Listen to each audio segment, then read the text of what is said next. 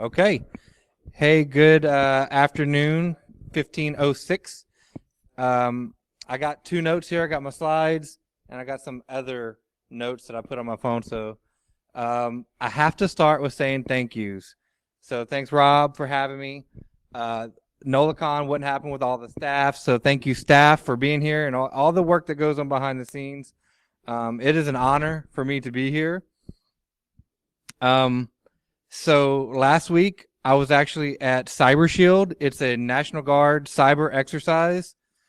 I'm in the National Guard, the Louisiana National Guard. Yeah, baby.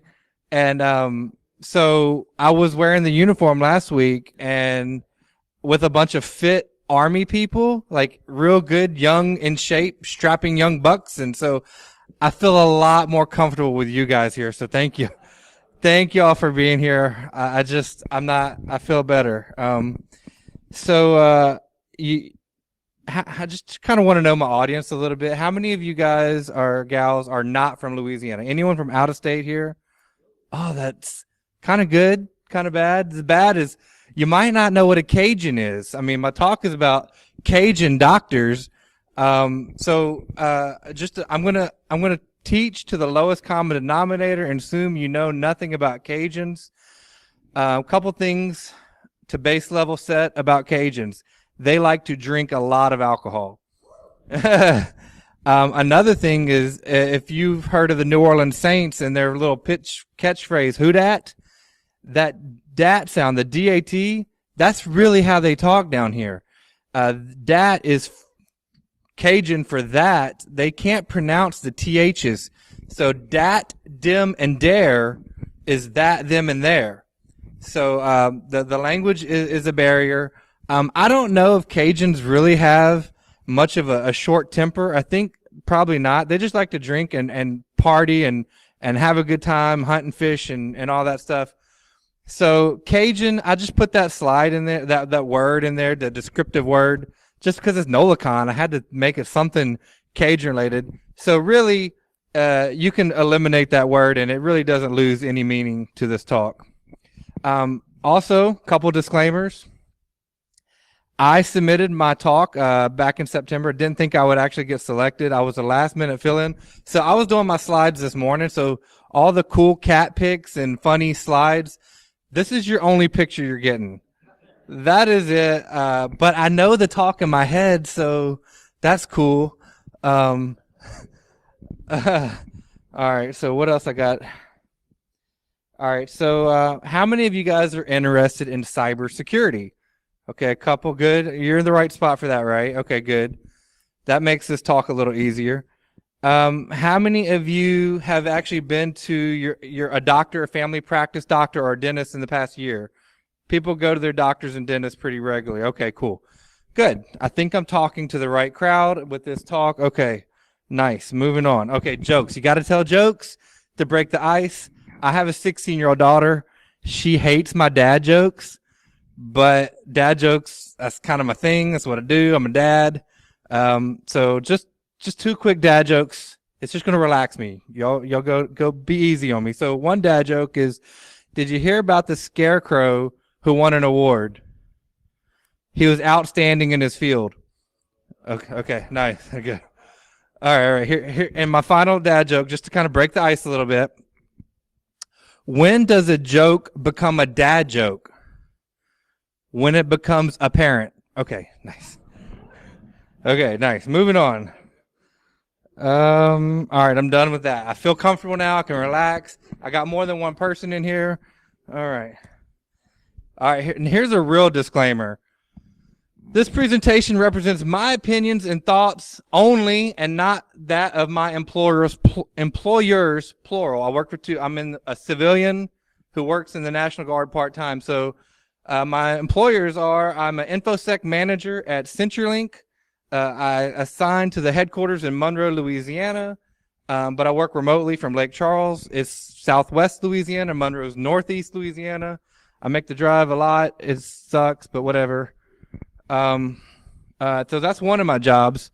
And they said, you can say CenturyLink, just don't attribute any of this to us. I'm like, okay, cool. And the other thing is I'm an NCOIC, which is civilian code word for manager or supervisor, of the 159th Fighter Wing Cybersecurity Office. We are a unit in the Louisiana Air Force National Guard. I hope to retire later this summer after serving 20 effing years. And so NCOIC, that stands for non-commissioned officer in charge. So basically, commissioner. Hey, I'm not a commissioner. Got it. Anyway, so anything. This is all just amateur Josh doing stuff on his own. Nothing to do with the National Guard or CenturyLink. Who am I besides a dad to an amazing 16-year-old daughter? I've been in IT and InfoSec for 22 years. I have my Security Plus, my CEH, my CSSP, all that from my military side is kind of needed. As you guys may or may not know, in the federal government space, they need you to have all those certs.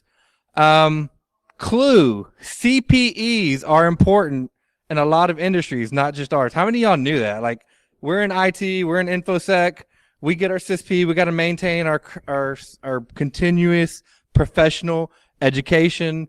If you got tunnel vision, and I always thought, oh, that's cool, that's a thing just for cyber. No, all kinds of professions have that requirement. I just learned that last year. You guys are going to hear about it. On the military side, so I did active duty Air Force for about 9 years, and I've done National Guard for the past 11. You guys aren't really from here. Most of the audience raised their hand that they're out of state. So let me tell you, these words, Alexandria, New Orleans, Fort Polk, Baton Rouge, those are like all like different parts of the state. Monroe, Northeast Louisiana, Lake Charles, Southwest Louisiana, Alexandria, right in the middle, Baton Rouge, kind of south middle, New Orleans, that's where you guys are. Half of the state is Cajun territory, and then the northern half, like above Alexandria and north, is like country redneck hick territory. So there's like really, the state is like really divided into two different areas. You got Cajun south, and you got country redneck hick north.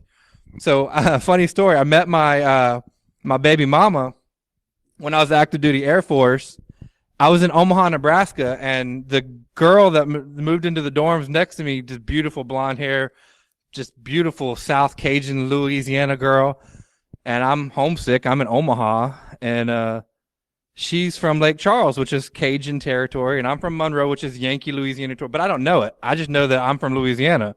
I didn't know I was a country redneck hick. Because you don't know what you know until you move out, and then you're trying to date this Cajun girl, and she says, "Oh, you're a Yankee Louisianian." I was like, "I'm not a Yankee." She said, "No, Yankee Louisianian." So it is two different cultures. But my job in the National Guard and CenturyLink, I pretty much travel the state. So I love my state. I cover it a lot, just various roles here. So that's a little bit about me. Also, I founded NolaCon. So when I started CenturyLink 4 years ago, my director was like, he's out of Kansas City. He's like, hey, we started SETKC. It stands for Security Kansas City. It's like this monthly hacker security meetup. I was like, oh, that's so cool. I wish we had that in Monroe. And I looked on like meetup.com or whatever. No security meetups in Monroe. So I talked to Mark. My friend Mark's in the audience. Hey, Mark, thanks for being here, bud. Appreciate you. Talked to Mark and I was like, hey, we need something like that in Monroe. And so we started it. NolaCon, we've been meeting a monthly security meetup once a month for about 4 years. So that's another passion of mine, is just talking to people about security and technology. Objective. I'm hoping to help anyone here that has the time, skills, and desire to break into consultancy, private practice, whatever you want, of auditing, pen testing, assisting to make extra money, maybe to help doctors and dentists protect themselves and patient data. So that's kind of what this is about. Is if you've ever thought about, hey, I want to fix what is broke, but I don't really know how to talk to them. I don't know how to get them to listen to me. Then that's kind of what we're going to touch on. I also want to help regular InfoSec professionals, like some of you guys, just who are patients. You got your patient records out there. The doctors and the dentists, they have your sensitive data. And if you've been like me, you've walked in and you're like, oh my God, why are you doing it that way? That is so wrong. You just left the database wide open with all my patient records. And so maybe you can help them stop doing that because it's a big deal. And also they need our help. They're professionals at what they do, but they don't know what we know. Just like I don't know about that rash down there. Oh well, they know that, but they don't know what we know. We know their rashes. I never thought of that one before until then, so I'm pretty proud of that one. Expectation management. I'm not a health insurance portability and accountability act expert, so I don't know HIPAA inside and out. So if you think I do, you might want to find the other. There's a child porn talk, I think, across the hall. I mean, seriously. I will not be offended. I'm not a professional pen tester, auditor, vulnerability assessment guy, compliance professional. Not what I do. I don't own my own private practice.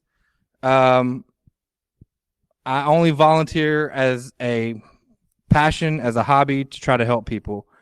And doctors need our help. They do. So they're people just like us. I'm only a cybersecurity professional with some experience talking to medical and dental professionals and want to share my experiences. I'm an amateur basically when it comes to that, but I've got some good war stories for you. Agenda, how I got my start. Why did I choose this topic? Like what do I experience to have? I got some what not to do, some failures when I told the doctors their baby was ugly. In Monroe, Lake Charles, kind of, yeah, what I did wrong, why it was wrong. You know, I had the right intention, the right heart, the right motive, but my delivery I think was okay. It was the timing. But why did I do what I did wrong? And how to get doctors and dentists to take us seriously when we talk to them about how ugly their baby is. So how did this start with me? So I have InfoSec as a career, been doing IT and InfoSec for 20 years. I go to a doctor, I see all the bad things they do. I was playing basketball I didn't know the guy, young kid, looked barely old enough to be out of college, but he owns his own dental practice. I'm like, cool. Good for you, man. And so we're playing basketball together. And he knows what I do cybersecurity wise. I know what he does dental, but he also does dental, but he's kind of got like what's it called when you have a major in one thing and you got something else in another with minor. It's like got a minor in cybersecurity. So we synced up, we hit it off. And then small world, I do cybersecurity for the National Guard 1 week in a month in New Orleans.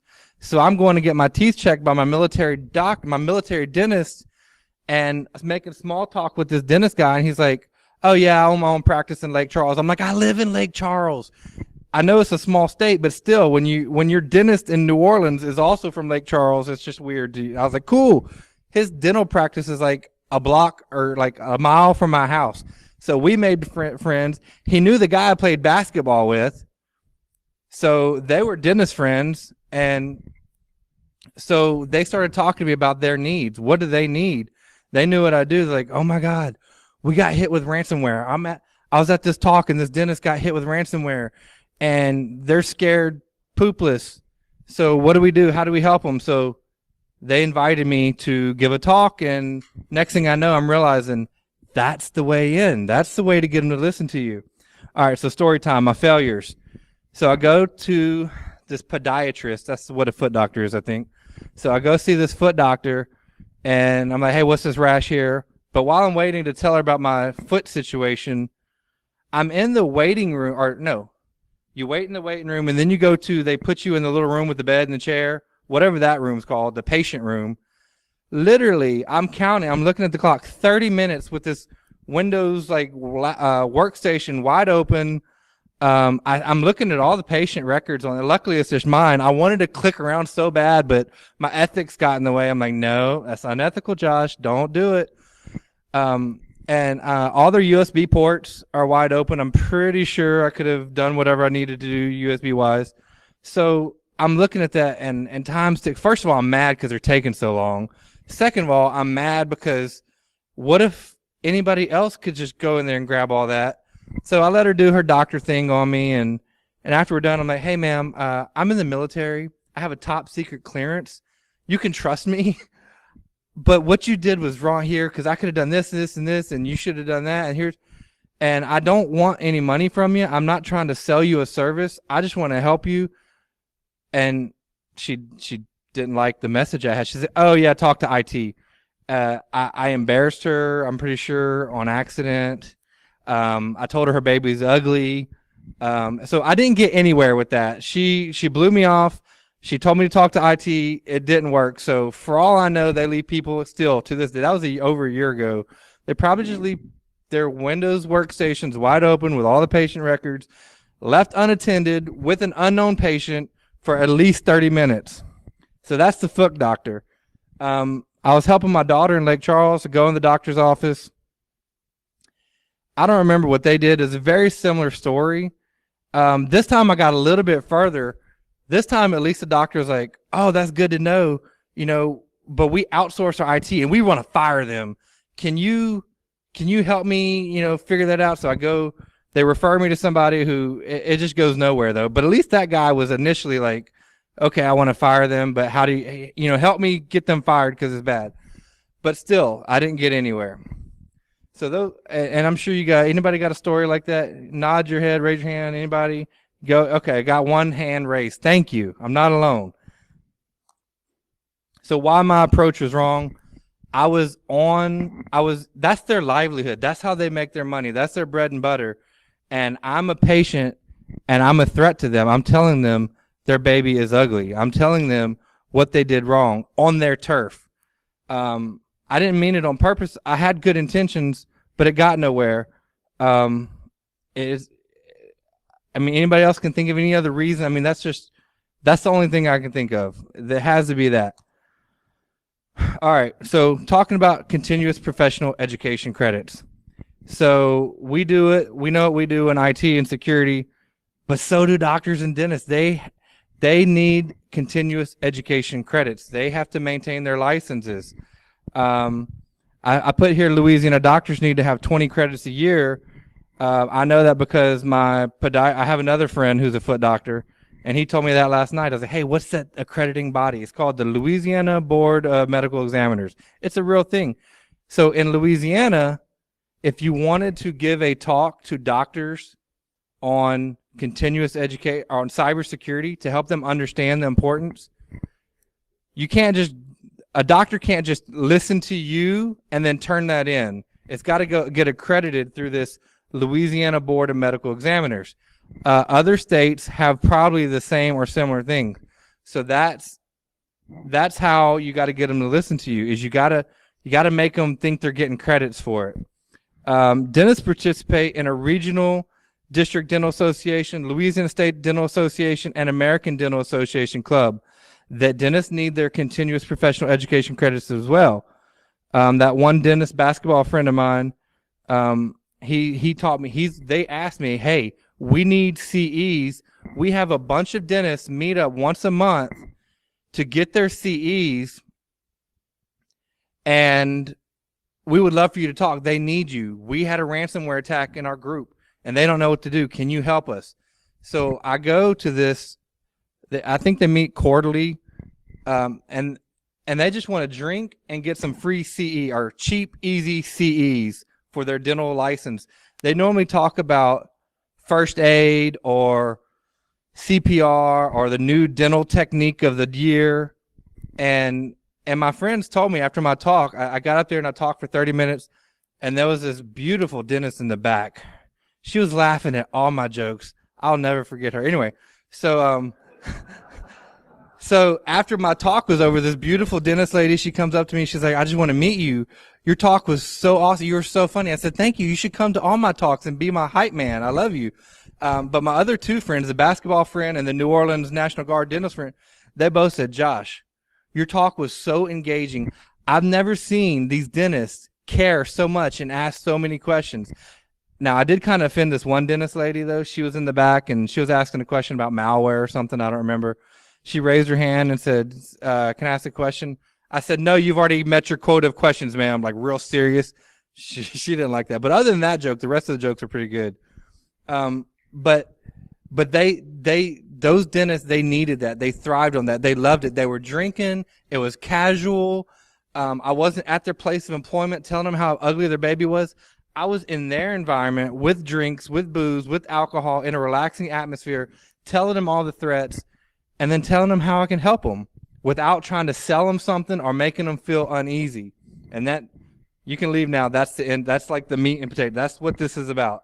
That's my advice to you. If you really want to get them to listen to you, get them in that environment and tell them how ugly their baby is and what you can do to help them. So yeah, that's how you tell them and you don't die. How to tell the Cajun doctor and live. You tell them why they drink. Cajuns love to drink. I'm sure most dental professionals and medical professionals probably enjoy that like we all do. Yeah, they do have a lot of pride and ego. I think that's another thing I need to touch on. If you're talking to a medical professional, they went to school for 100 years and they got all these student loans they got to pay off, they're afraid that you're trying to sell them this service and you can't live up to it. And with their ego and you telling them they did something wrong, it's kind of like in the military. You're in the military, sir? Are you a pilot by chance? Okay, good. It's like the pilots. They have this such a huge ego, and if you deflate them any, it's just not going to go well. You're going to put them in the defensive right away. So what I did at that talk, I was like, hey, I just want to help you. I'm not trying to make money off of you. Let me come talk to you. Your staff has poor cybersecurity hygiene. They're clicking malware link. They don't know how to hover. Hovering over link is like the easy thing. Just hover over it, see where it's going. Like, offer to give them a 30-minute lunch and learn. Hey, let me talk to your staff. Let me teach them these things. And then eventually you're going to do such a good job and they're going to see the value and they're going to trust you. You're going to build that trust and that rapport and they're going to want to listen to you and they're going to call you. So after my little talk with that the Southwest Association dental chapter, like not even another day later, I had this dentist. I had my dentist, New Orleans dentist friend call me and say, hey, I got a dental guy. He fell for, you guys heard of the tech support scam, the Microsoft tech support scam, where you think Microsoft is calling you, hey, you've got this malware, please, scareware. So this dentist fell for that. And he like gave up the creds, he gave up the credit, he gave up the credit card information. Like he bought it all hook, line, and sinker, and then eventually caught on to his mistake. And he missed my talk the previous week. But he heard about it because those dentists all talk to one another. And he was like, hey, can you give me Josh's contact info? So I go help this guy. He was so scared to death. He knew he was like brand new to the dental practice. His boss was like the senior old guy who's about to retire. And he thought he just ruined everything. And he was like, oh, he was shaking when he was talking to me. When I saw that, I'm like, oh my God, they need us. In my call for paper kind of outline, I mentioned having a servant's heart. I really think this is like a community service project. If every single person in this room could go do that, just give a talk for a CP to get in front of the dentist and then help them or help the doctor. That's kind of like, lawyers, they do stuff pro bono. I feel like we as security practitioners, we can go do that. We can help because you benefit by, building up your skill sets. You're going to learn something. This poor guy, he thought I knew everything about credit monitoring and credit this and credit that and FICO scores. And I'm like, dude, that you need to call your bank about canceling your credit card. But that's something you guys need to be aware of is if y'all go out on site, they're going to have a lot of credit card questions and financial questions, especially if they fall for scareware type stuff like that. But I basically became like his financial advisor. Hey, do you know how to do a credit freeze? But still, they need that. And if we could all do that, I think that would be good. All right, so here's an example of this lady. Her name is, first of all, there is a Texas Medical Association. So we talked about Louisiana, they got to get approved. You got to be approved for the medical professionals to get credit for your talking to them. Well, there's an event right now today in San Antonio where all these Texas doctors, they're meeting right now and they're getting their continuous medical, CME, continuous medical education credits. So in order to get a credit in Texas, it's got to be approved, and all these talks are approved. So I just Googled, I was doing some Google searching last night ahead of this talk, and I found this talk. There's a lady named Kathy Bryant. I don't know her. I just found these slides publicly available. And so the doctors who are at this conference, they're going to listen to her talk. Kathy is not a cybersecurity professional. Now, her talk is pretty good. I read through her slides, pretty accurate. But a couple things I want to point out that I found wrong with her slides as to why a real cybersecurity expert should really be going and doing this. Have you heard of a network traveling worm? I don't think I've heard of that phrase. Anybody? Is that a thing and I just never knew of it?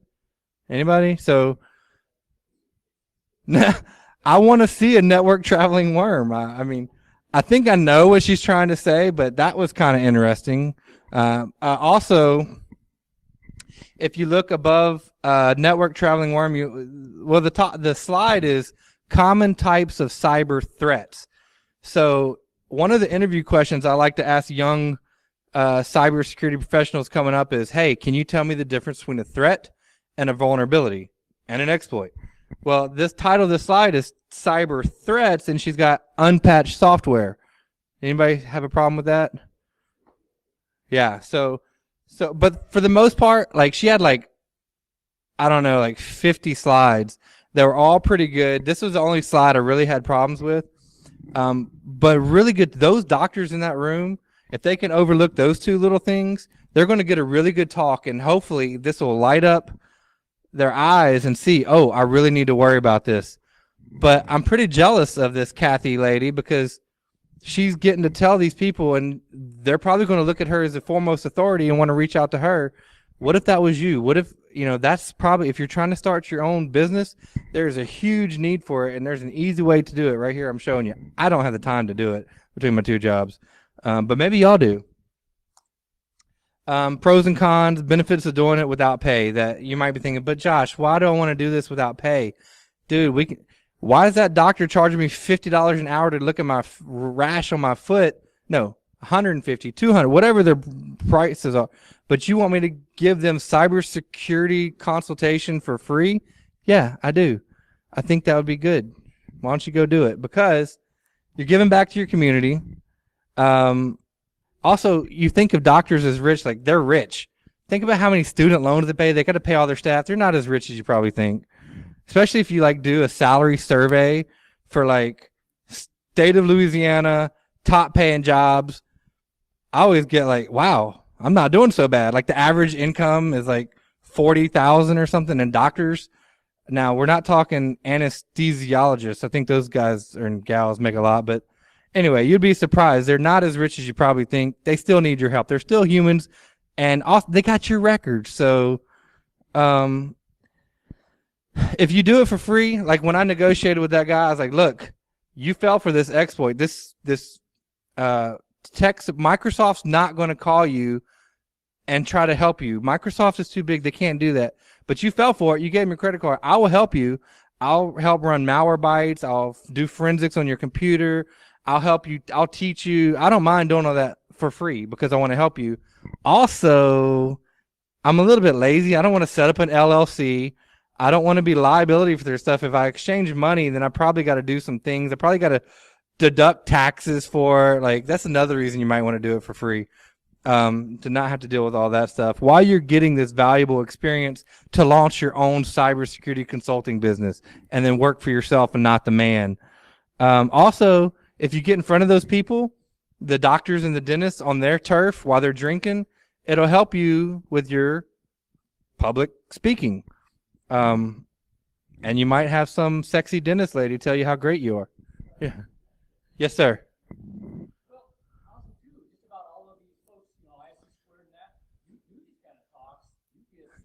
Well, look at that.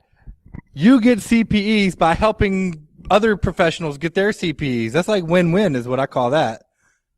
Double win. Triple win. Nice. Good point. Thank you, sir. I didn't even think of that. Luckily, the military sends me to these conferences, so I get on my CPs. I don't even think of that, but great point. Thank you. So disadvantages of free work, time consuming if you have a family, baby mama drama, who knows what you got. My job is stressful, and my other job is trying to make me do stressful job while on top of doing the other stressful job. I'm like, hey, I'm already stressed out. And then I don't want my phone blowing up for these local dentists saying, hey, man, I just clicked this fake virus malware exploit. Microsoft said I was hacked. Can you help me? Okay, sure, I can. Thanks, Mom. Isn't that what moms do, right? My mom called me and said the FBI just emailed me, said they're going to arrest me if I don't write back. Is that real? Mom, really?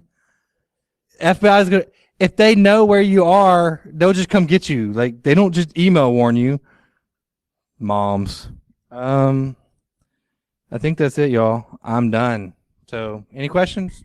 Nope. Clap. Oh, yes, ma'am.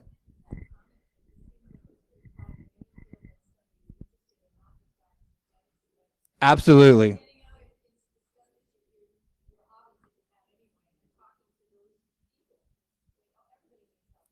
Absolutely. So if you can't hear in the back, she's saying this applies to all careers, all industries. If you got a connection inside to get to their CPs or to help them out, absolutely help. That's a great point. I agree.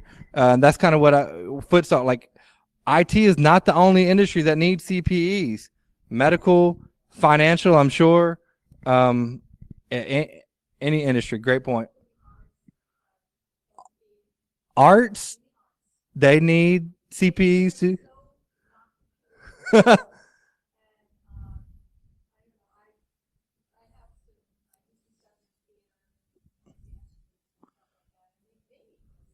Well, there you go. Agreed.